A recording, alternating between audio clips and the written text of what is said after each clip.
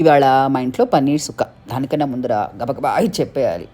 ఆదివారము నాడు అరటి మొలచింది, సోమవారము నాడు సుడివేసి పెరిగింది, మంగళవారము నాడు మారాకు తొడిగింది, బుధవారము నాడు పొట్టిగల వేసింది, గురువారము నాడు గుబురులో దాగింది, శుక్రవారము నాడు చకచకా గెలకోసి అందరికీ పంచితిమి అరటి అత్తములు.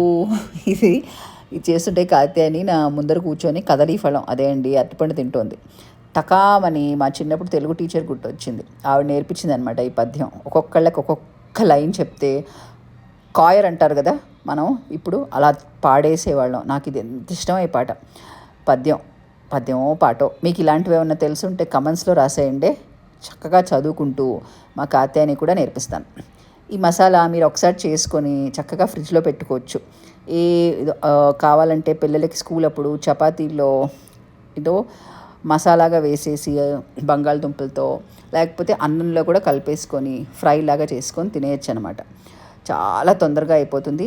ప్రీతి, ఈ మసాలా చెప్పినందుకు థ్యాంక్స్. అంతవరకు అన్నదాత సుఖీ భవ.